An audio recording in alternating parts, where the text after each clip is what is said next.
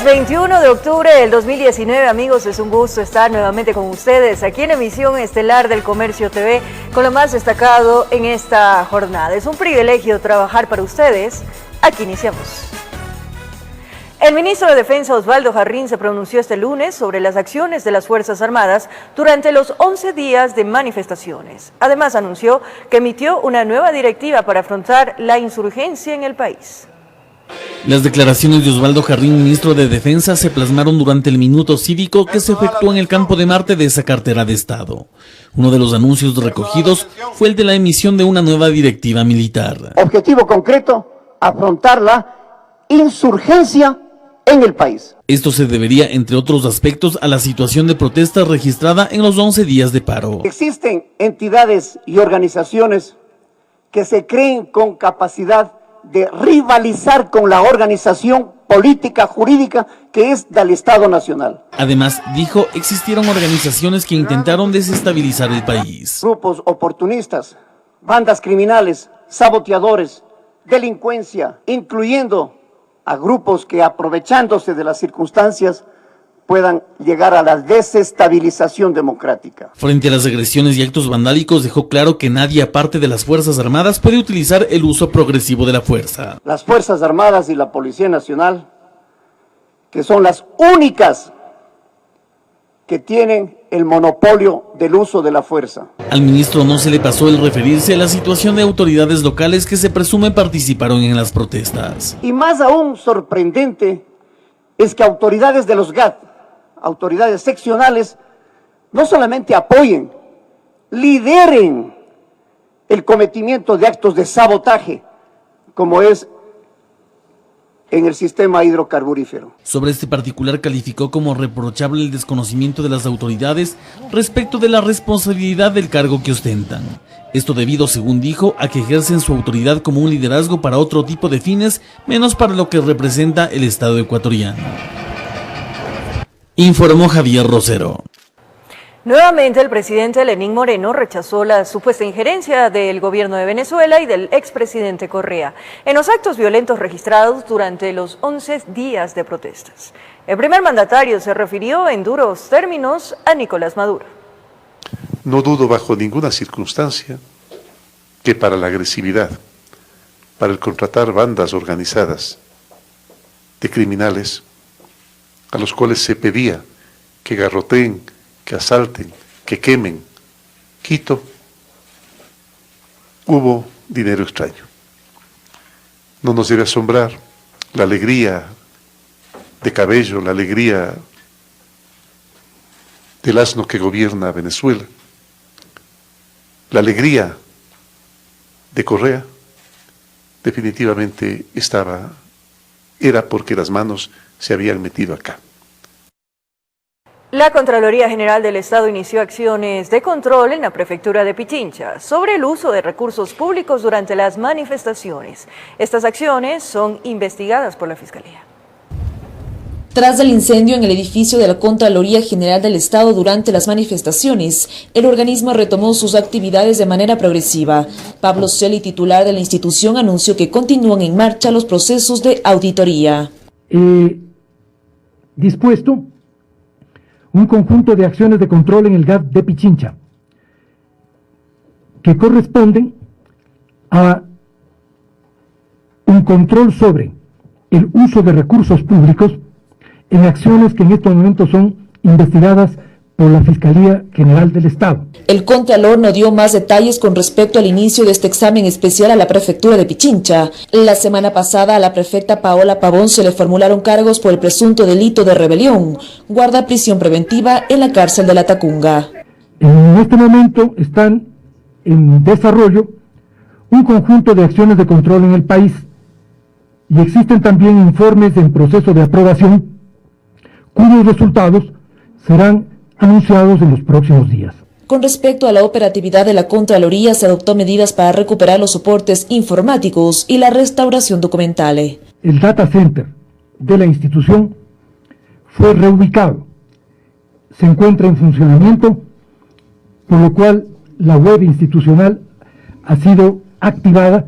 Aún se desconoce el monto económico exacto de los daños provocados en la Contraloría. Celi dijo que están a la espera de las investigaciones que lleva adelante el Cuerpo de Bomberos y la Fiscalía. Un ataque que tuvo como clarísimo propósito paralizar al organismo de control, sustraer y destruir documentos, afectar sus sistemas operativos. Por ahora, el personal del organismo se encuentra laborando en varias oficinas de instituciones que ofrecieron su contingente, como la Superintendencia de Bancos, donde opera el balcón de servicios de la Contraloría. Que Inmobiliar tramita la entrega de 2 edificios para unificar las distintas áreas de la Contraloría. Un edificio es de propiedad del BIES y otro de Ban Ecuador. Informó Priscila Cadena. Comuneros de Otavalo, en la provincia de Imbabura, entregaron varias armas de fuego a la policía. Las pistolas fueron decomisadas en días pasados a un extranjero que se movilizaba en medio del paro. Esperaron que las cosas se calmen y se vieron en la obligación de poner a órdenes de las autoridades competentes las armas, municiones y otros implementos que le encontraron presuntamente a un ciudadano colombiano que caminaba por la Panamericana Norte. Según el relato de los comuneros, mientras bloqueaban las vías, apareció el extranjero cargando maletas que a muchos llamó la atención. Sin perder tiempo las requisaron y la sorpresa puso a muchos en alerta. Piensan que son elementos que estarían en riesgo, no solo la integridad de ellos, sino de toda la población. Como debe ser, están al momento realizando criminalística, el trabajo respectivo. Luego de algunos días que La Paz retornó al país, los dirigentes de una comunidad de Otavalo aceptaron la propuesta de la policía de entregar las armas. El acto se llevó a cabo en el edificio de la Gobernación. Aquí entregaron 4 pistolas, igual número de alimentadoras, cerca de 200 municiones, así como estuches de las armas. Esto ratifica que el diálogo y esta herramienta, digamos, utilizada, está dando los frutos necesarios por la confianza de acercarse comuneros a este despacho. En esta ocasión hubo la voluntad de colaborar con las autoridades. Las armas y los accesorios ingresaron en cadena de custodia. En el país está prohibido el porte. No se conoce de las intenciones del extranjero de circular con el armamento ni el destino final. No hay detenidos. El Código Orgánico Integral Penal establece el porte y la tenencia de armas cuando se puede tener una persona. Y para que ello tiene que tener justamente los permisos correspondientes, si no, de ninguna forma puede mantener en su poder un arma de fuego. Sabemos supuestamente que la persona a quien la encontraron dijo que traía desde Colombia. Una actividad a la que no le descuidaron. Justo en medio de la convulsión social, las armas de manera extraña caminaban por la Panamericana Norte, informó Iván Casamen. El Gobierno Nacional dialoga con los dirigentes de la Confederación de Trabajadores del Ecuador en torno a las reformas laborales. Dentro de los acuerdos se contempla eliminar la propuesta de reducir 15 de los 30 días de vacaciones de los servidores públicos, además del aporte de un día de su salario. En el marco del diálogo que el Gobierno Nacional aperturó para afinar detalles y llegar a consensos en torno a las reformas laborales que se prevé enviar en las próximas semanas a la Asamblea Nacional, el presidente Lenín Moreno y los ministros de Trabajo Andrés Madero y de Economía y Finanzas Richard Martínez se reunieron con los líderes de la Confederación de Trabajadores del Ecuador y sus diferentes gremios sindicales del sector público de varias provincias del país. ¿Qué hacemos? ¿Qué hacemos? Ustedes que trabajan, ¿qué hacemos para poder integrar a esa gran masa desocupada en trabajos? Ustedes saben perfectamente que en el sector público ya no hay cabida. En el sector público ya no hay dónde poner gente.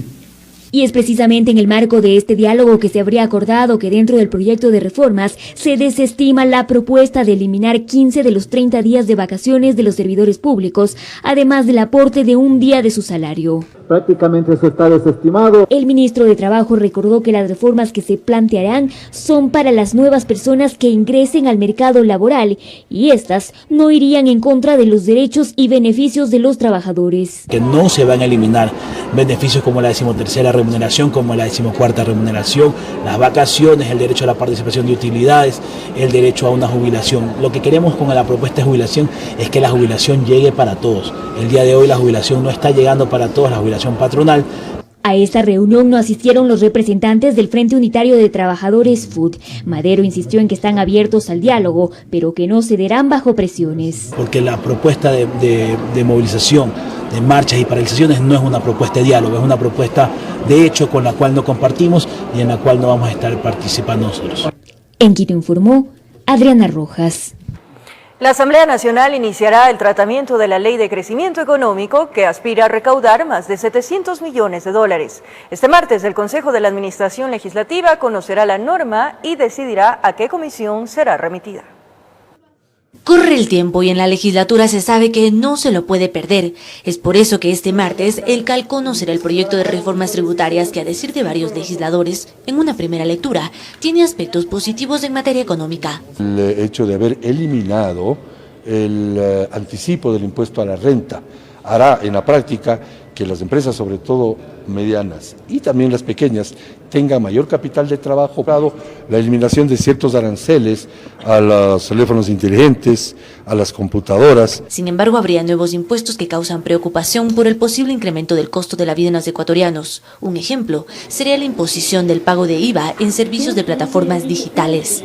Es clarísimo de que posiblemente los afectados por esta legislación puedan trasladarle eso al consumidor. Eso es cierto. Hay cosas que no están claras. Yo fui el proponente de que se derogue el impuesto verde y aquí estoy viendo que a lo mejor se quiere licuar 2 o 3 impuestos en uno solo. Pero para el oficialismo, la Ley de Crecimiento Económico está bien enfocada. En rasgos generales yo diría que no afecta a las grandes mayorías, sino que más bien está buscando impulsar este beneficio para mejorar la economía del país. La aprobación de esta normativa tiene un plazo máximo de 30 días y sería la Comisión de Régimen Económico la encargada de su tratamiento, para lo cual convocará autoridades para que amplíen el alcance de la norma. El primero en comparecer sería el ministro Richard Martínez. Informó Carolina Basante. Atención, la legalización del aborto en casos de violación aún no está descartada. Será decisión de la Corte Constitucional luego de que sea remitido el veto presidencial del Código Orgánico Integral Penal. La Comisión de Justicia se prepara para analizar las objeciones. En 30 días deberá ser aprobada la norma. Cumplido el plazo, el veto parcial del Código Integral Penal llegó a la Asamblea Nacional. En esta se presentan las observaciones hechas por el Ejecutivo a la normativa aprobada el pasado 17 de septiembre en un extenso y polémico debate. Tenemos un veto de 41 artículos y 4 de ellos existen preocupaciones de constitucionalidad. Por lo tanto, el Ejecutivo ha decidido enviar esta objeción parcial por inconstitucionalidad a la Corte Constitucional. Y es que será la Corte Constitucional la que deba pronunciarse sobre temas como el comicio sin sentencia, que a decir del primer mandatario, es incompatible con la Carta Magna, pues vulnera la presunción de inocencia, el principio de legalidad y derecho a la defensa, algo con lo que no están de acuerdo ciertos asambleístas. ¿Cuál es el problema? El mensaje de impunidad. Roban, se enriquecen ilícitamente, aumentan injustificadamente su patrimonio y el rato que se quiere recuperar lo robado y ya no hay nada. Aparentemente este tema de luchar contra la corrupción desde el gobierno nacional parece que es una tomadura de pelo. Pero hay otro aspecto que causa incertidumbre. Aparentemente el Ejecutivo deja al descubierto un error del Legislativo, pues pese a que no fue aprobado el artículo 150 que trata sobre la despenalización del aborto en casos de violación, el Pleno dio paso a una transitoria que manda al Consejo de la Judicatura y al Ministerio de Salud viabilizar este artículo. No hay lógica que existe una disposición transitoria cuando no existe un artículo aprobado. En este caso, la Comisión de Justicia será la persona que dé las respuestas o dé las explicaciones. La transitoria en mención fue vetada como inconstitucional, lo que abre la posibilidad de que la Corte Constitucional en última instancia se pronuncie sobre el aborto. La Corte Constitucional tendrá que evaluar el tema y tendrá que emitir un dictamen que será de cumplimiento obligatorio, es decir, sea lo que sea, la Asamblea tendrá que acatarlo. Bueno, esperamos de que la Corte actúe de acuerdo al espíritu legislador, porque el espíritu legislador pues no trató el artículo 150. En lo que respecta a las objeciones parciales, se abarcan 37 artículos que, aunque no deben pasar por la Corte, sí deben ser analizados. El 40% de las observaciones presentadas son temas de forma y de aclaración de redacción. La Comisión de Justicia espera inmediatamente abocar conocimiento del veto del Ejecutivo al Código Integral Penal, mientras que para la Corte Constitucional se le da un plazo máximo de 30 días para pronunciarse sobre las observaciones a este cuerpo legal. Informó Carolina Basante. El comiso sin condena y la despenalización del aborto en casos de violación son dos de los temas que forman parte de las reformas al Código Orgánico Integral Penal y que el presidente Lenín Moreno ha solicitado sean analizados por la Corte Constitucional antes de su aprobación. Son 37 objeciones parciales y 4 de inconstitucionalidad lo que contempla el veto del Ejecutivo a las reformas planteadas al Código Orgánico Integral Penal, aprobadas en la Asamblea Nacional el pasado 17 de septiembre. Básicamente es que el presidente presume que los textos, que los artículos, que las reformas que fueron aprobadas por la Asamblea Nacional violentan varios derechos, varios principios reconocidos en la Constitución de la República. En dicho escenario, lo que procede es que el texto es remitido a la Corte Constitucional para que esta alta magistratura finalmente diga si es que el texto que aprobó la Asamblea Nacional tiene o no vicios de inconstitucionalidad. La Corte en un plazo de 30 días emitirá sentencia, con dos posibilidades: que la Asamblea reforme los artículos para que guarden compatibilidad con la Constitución, o los deje de considerar, porque violentarían la norma constitucional. Entre los temas que han sido objetados por inconstitucionalidad se encuentra la figura del comiso sin condena, el aborto en casos de violación, la despenalización del aborto en casos de violación, un tema relacionado a la declaratoria, al levantamiento del estado de excepción y finalmente sobre la presunción de inocencia para que sean juzgados en ausencia las personas que han cometido delitos sexuales en contra de niños, niñas y adolescentes. El constitucionalista Rafael Ollarte no comparte criterio con el Ejecutivo en relación a la despenalización del aborto en casos de violación. El presidente de la República, ¿qué dice inicialmente? Dice, no es posible que exista una disposición transitoria que regule un tema que no tiene disposición permanente que normar. Entonces, claro, la segunda transitoria se refería a la reforma al artículo 150 del Código Integral Penal. Como esa disposición no existe, el presidente de la República dice que es inconstitucional por el fondo y por la forma. Yo no creo que por ninguna de las dos. Con lo que cree temporalmente el balón pasaría a la cancha de la Corte Constitucional. Porque la Corte puede decir, bueno, me puede parecer mal que haya una transitoria sin norma permanente, pero eso no necesariamente será contrario a la Constitución. Así es que nos dejará el problema para el futuro porque tendremos una transitoria sin norma permanente. Informó Héctor Romero. A través del decreto 901, el presidente Moreno realizó cambios en su gabinete ministerial, de tal manera que Iván Granda pasa al frente del Ministerio de Inclusión Económica y Social, en reemplazo de Berenice Cordero, quien renunció a su cargo. Mientras que en la Secretaría Anticorrupción queda a cargo de Dora Azucena Ordóñez Cueva. Además, se oficializó a Catalina Andramuño como la nueva ministra de Salud, quien desde hace 3 meses atrás ya se desempeñaba al frente de esta cartera de Estado tras la salida de Verónica Espinosa. Pablo Romero, exsecretario nacional de Inteligencia en el correísmo, es llamado a juicio por peculado y cuenta con difusión roja para su localización. Él es investigado junto a 4 personas más por no haber justificado el uso de fondos públicos. Se complica la situación legal de Pablo Romero, ex titular de la extinta Secretaría Nacional de Inteligencia Senaín, a la difusión roja que pesa sobre su cabeza por el secuestro de Fernando Balda. Hoy se suma una más por el delito de peculado que habría cometido con 4 personas más, al no justificar la utilización de $110.984. Carlos Manosalvas defiende a uno de los imputados. Mi cliente es totalmente inocente. Eso se probará en la etapa de juicio. Segundo, estamos inconformes con el auto de llamamiento a juicio. Efectivamente, nosotros realizaremos la defensa técnica como corresponde. Los recursos económicos fueron destinados para el operativo Caminito. Parte de los dineros habrían ido a parar al bolsillo del informante conocido como el Ruso.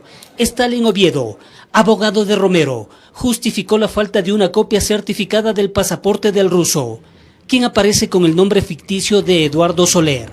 El trabajo de él fue una asesoría técnica que constaba de idas y venidas desde el Uruguay hacia el Ecuador, porque existía una amenaza tecnológica de un grupo que se llamaba Los Centauros, los mismos que estaban vinculados a un hackeo de los correos de jueces de la Corte Nacional y correos electrónicos privados, reservados del Estado, ¿no? El conjuez Richard Villagómez argumentó contar con 120 elementos de convicción, por lo que emitió auto de llamamiento a juicio. Habrá que ver si Pablo Romero puede ser traído desde España para que enfrente a la justicia ecuatoriana. Existe una negativa del asilo político, que es un trámite administrativo, y la extradición está parada en virtud de que todavía no causa estado la resolución administrativa de extradición. Está en apelación y también existe una tutela constitucional en el Reino de España respecto a la extradición de Pablo Romero. Informó Héctor Romero. Momento de nuestra primera pausa, amigos televidentes, aquí en Emisión Estelar del Comercio TV. Más adelante, un joven ecuatoriano nacido en Quito figura entre los 11 fallecidos que se registran en Chile tras las protestas en contra del gobierno. Además, a nivel nacional, se rescató a 11 mujeres que fueron supuestamente maltratadas y explotadas sexualmente. Los detalles en breve. El presidente de Chile, Sebastián Piñera, dijo que hablará con líderes de la oposición para intentar buscar una solución tras la crisis desatada tras el alza de pasajes del metro, que ha desembocado en fuertes manifestaciones. Más de 2.000 manifestantes han sido detenidos en Chile.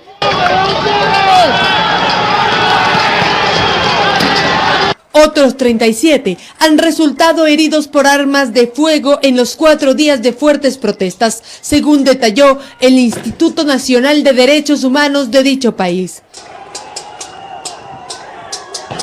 A decir de los manifestantes, el alza del pasaje del metro fue la gota que derramó el vaso, debido a que en los últimos meses el costo del agua, la luz y los medicamentos incrementaron, mientras que el salario básico, equivalente a $562, no ha subido.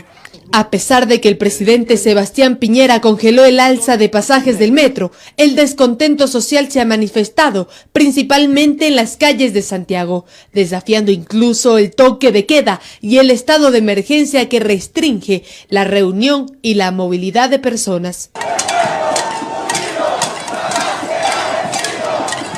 La alta comisionada de la ONU, Michelle Bachelet, llamó a un diálogo entre los actores sociales y el gobierno para bajar la ola de violencia que ha desatado saqueos y destrucción de varios inmuebles, como este supermercado que fue vaciado e incendiado. La brutal violencia y destrucción que han desatado pequeños grupos de delincuentes con organización y con medios, y que lo planifican con particular alevosía y maldad. Ante la crisis que atraviesa Chile, el mandatario anunció que mantendrá un acercamiento con los partidos opositores. Me reuniré con presidentes de partidos, tanto partidos de gobierno como partidos de oposición, para poder explorar y ojalá avanzar hacia un acuerdo social. La tensión en Chile se mantiene, a pesar de que su presidente intenta calmar los ánimos, informó Valeria Navarro. Y atención, un joven ecuatoriano murió durante las manifestaciones en Chile tras recibir un impacto de balas. Según lo informó la Cancillería del Ecuador, el quiteño residía en dicho país desde hace 11 años. Un disparo acabó con la vida de un joven ecuatoriano de 23 años durante las protestas que se registran en Chile. Ramiro Veloz Cortés se encontraba en las manifestaciones cuando una bala, aparentemente de un militar, impactó su tórax. ¡Me dijo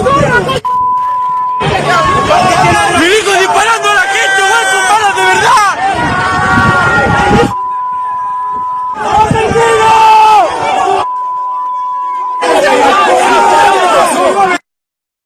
El Consulado de Ecuador en Chile, mediante un comunicado, deploró la violencia, mientras que la Cancillería envió sus condolencias a los familiares de la víctima, cuyos padres residen en Chile. Las autoridades ecuatorianas dijeron que darán seguimiento a las investigaciones sobre la muerte del joven hasta que se emitan resultados. Veloz no es el único extranjero que ha fallecido en dicho país ubicado en el sur del continente. Días atrás también se reportó la muerte de un colombiano. Hasta el momento suman 11 los fallecidos en las protestas de Chile. ¿Cómo te llamas? informó Valeria Navarro. En 3 provincias del país, la Unidad contra el Delito de Trata de Personas rescató a 11 mujeres que supuestamente eran explotadas sexualmente. Las menores oscilaban entre los 14 a 17 años de edad. Como dice el refrán popular, no todo lo que brilla es oro. Tenga cuidado con el galán que le cayó del cielo y le ofreció bajar las estrellas. En la mayoría de casos resueltos por la policía, las víctimas de trata de personas que han sido explotadas sexualmente fueron engañadas por quienes las enamoran. Ofreciendo puestos de trabajo con buenas remuneraciones, ofreciendo salarios altos, ofreciendo regalos, enamorando a las víctimas.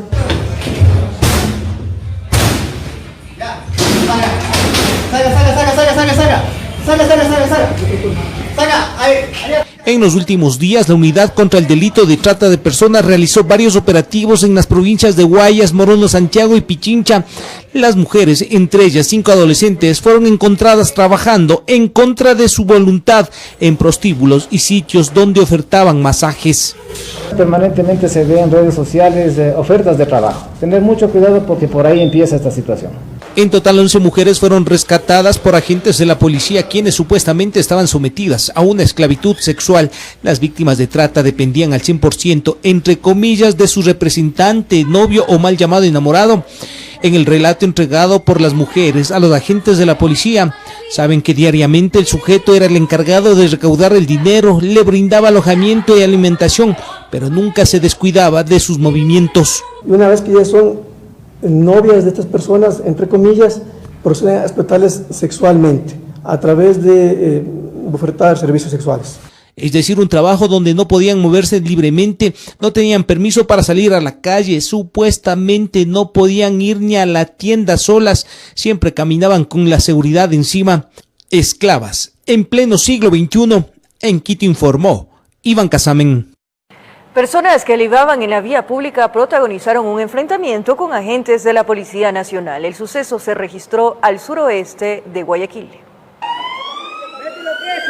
Eran alrededor de las 3:30 de la madrugada del sábado. Los uniformados acudieron al llamado ciudadano por la presencia de personas en estado etílico que hacían bulla en la vía pública. Trataron de entablar el diálogo persuasivo, pero las cosas se salieron de control.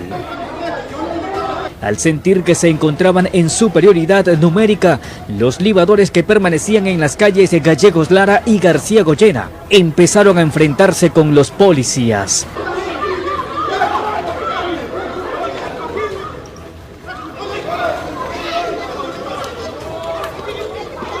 Entre los mismos bebedores pretendían calmar los ánimos, pero no fue posible controlar la situación y empezaron los golpes.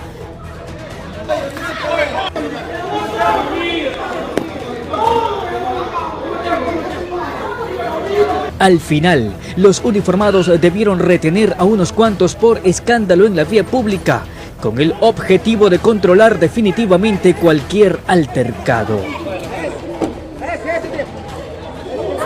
Informó José Morales. En la estación El Recreo, un funcionario del trolebús fue agredido por un comerciante informal. El presunto responsable sería un ciudadano venezolano, quien recuperó su libertad a las pocas horas de su detención. Yo le pido el favor que salga, porque es mi obligación como administrador.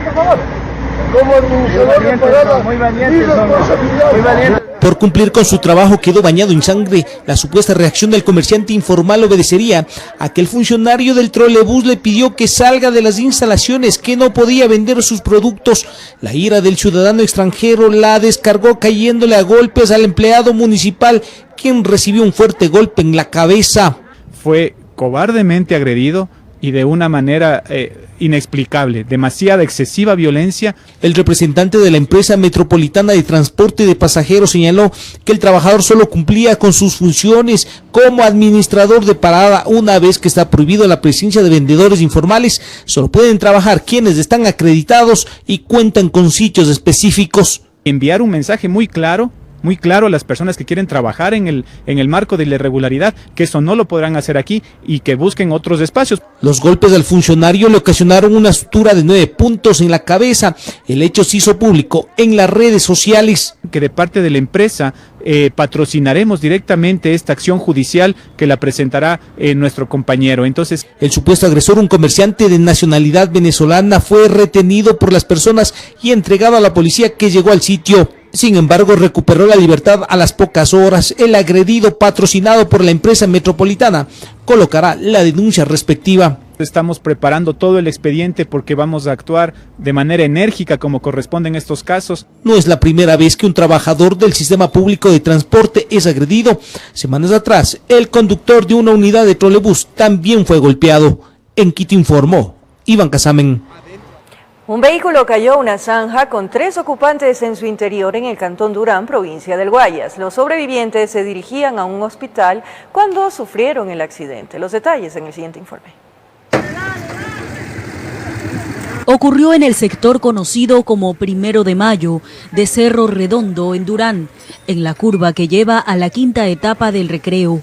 El conductor narra los hechos y confiesa que no podía creer que estaba con vida. Salí a las 5 de la mañana dirigiéndome al hospital. Yo voy y no por el apuro y el problema de la enfermedad, como no hay señalética, no hay luz, no hay nada, todo es oscuro. Se perdió pista y fue a caer a la zanja. Y gracias a Dios estaba, la marea alta.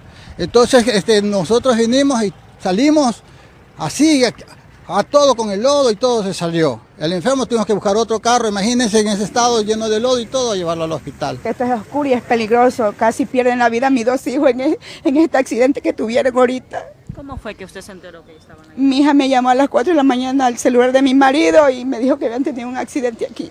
En el sitio ya se han registrado este tipo de siniestros, por lo que los habitantes tienen un pedido. Siempre hay accidentes en esta vía, todo siempre, de madrugada, a todas horas, y lo que se pide aquí es unas barandas con señas, con luces, o luces también, aquí todo es oscuro, siempre roban. Las motos salen volando, los carros salen volando al agua. La semana pasada hubo un muerto, un carrito rojo de lleno se mató, de lleno. ¿Se cayó también a la zanja? Claro, se cayó a la zanja. Un señor se cayó y no pudo, se le bloqueó el carro y terminó ahogado. Hace como 4 meses también otra persona también fue víctima y falleció también así mismo ahogado en esta misma zanja. La oscuridad de la noche, a decir de los moradores, es causa para que constantemente sean también víctimas del Lampa. Luz también, porque no es oscuro totalmente en la noche. La verdad es que no se puede salir porque siempre por aquí también roban. Entonces si fuera bueno que pongan la señalización respectiva aquí. En la madrugada esto es feo. Aquí no sabes si violan o te maten, aquí te encuentran al día siguiente, en la mañana. Afortunadamente no hubo personas heridas de gravedad. El vehículo fue trasladado hasta un taller para ser revisado y conocer cuánto tendrán que volver a invertir, informó Adriana Méndez. Recorremos el país en la provincia de Puyo, precisamente a 7 kilómetros. Un adulto mayor de 93 años de edad murió ahogado tras inundarse su vivienda. Este hecho se produjo por el represamiento del estero debido a las fuertes lluvias. Las recientes inundaciones del fin de semana en la meseta alta de Pastaza dejan una persona fallecida, Vicente Grefa, de 93 años, quien murió ahogado en el interior de su vivienda en la parroquia Fátima, a 7 kilómetros de Puyo, en la vía Altena. Allí vivía solo. Su cuerpo fue encontrado sin vida flotando en el agua desbordada que anegó su dormitorio por un vecino. Me meto para abajo y una vecina viene corriendo atrás, me meto adentro y el mayorcito ya había estado ya flotando en el agua. Esta persona, que vive frente a la casa de la víctima, asegura que este trágico suceso se dio porque las lluvias provocaron un derrumbe que taponó un estero, provocando un embalse que al desfogarse cubrió parte del inmueble y con ello el ahogamiento del adulto mayor. Usted sabe que la presión del agua, entonces ya comienza minándole la tierra y comienza bajando y con más fuerza bajando y bajando, como estaba llovido. El velatorio de sus restos mortales se lo hace en la casa comunal de la parroquia. Sus familiares afirman que no es la primera vez que la casa de su padre se inundaba, por lo que le pedían salir de allí, pero siempre se resistió a hacerlo. Pero él quería ese lugar donde que vivía con su pareja. Es que ellos vivieron como 50 años en esa casa. Su muerte se inscribe en las estadísticas oficiales que deja este evento natural en esta provincia amazónica. La presunción es que al producirse en esta parte justo el taponamiento del canal, pudo haberse producido algún tipo de evento que devino en el fallecimiento de la persona. Los aguaceros dejan, a más de esta muerte, barrios de Puyo inundados. La afectación de viviendas por deslaves como de decenas de personas, informó Carmita Argotti. Las aguas estancadas que rebasan los 60 grados de temperatura encontradas en las faldas del volcán Chiles, ubicado en la parroquia de Tufiño, Cantón Tulcán, mantiene alarmados a los comuneros. El volcán se mantiene activo y los sismos son frecuentes. Moradores de la parroquia fronteriza de Tufiño, que está a los pies del volcán Chiles, se sienten preocupados debido a que en lo alto del páramo se ha logrado detectar 2 orámenes con agua que rebasa las temperaturas normales a las que un ser humano puede soportar. Este tipo de hallazgos los mantiene impacientes, ya que el guardián de estos territorios está activo y los sismos son frecuentes. Recordemos que en el 2014 hubo la amenaza de erupción. Para mí como de miedo, porque está con una temperatura fuerte. Sé que no se la puede ni tocar de la temperatura que tiene. Para esta semana se tiene prevista la visita de los técnicos del geofísico a fin de que puedan determinar cuál es el origen de estas aguas que, de acuerdo a los moradores del páramo, que son comuneros pertenecientes a La Esperanza, podría el agua mantener lava volcánica. Pronto puede ser el agua contaminada. Entonces estaremos esperando pues a ellos, que ellos son los que nos darán todo el veredicto de esta naturaleza. Hace unos años atrás se mantuvo el mismo hallazgo, con la gran diferencia de que se trataban de corrientes con una baja temperatura. Ahora sería de 60 grados centígrados que aparentan ser cráteres. No tiene salida. Yo no sé qué es lo que está ahí o qué es lo que nos va a pasar, pues. El alcalde de Tulcán está esperando los informes finales para poder determinar una activación en la mesa de riesgos, lo que implicaría que el COE cantonal se ponga en alerta. Puede ser que haya alguna cuestión negativa que luego nos alerte temas de inseguridad o cuestiones de reactivación de lo que sería el volcán Chiles. Con imágenes de José Cedeño desde la provincia del Carchi, informa Miriam Enríquez. Un nuevo corte comercial, amigos televidentes, al volver en lo más destacado del acontecer internacional. Evo Morales, el virtual presidente de Bolivia tras recuento de votos. Ya regresamos aquí en TVC.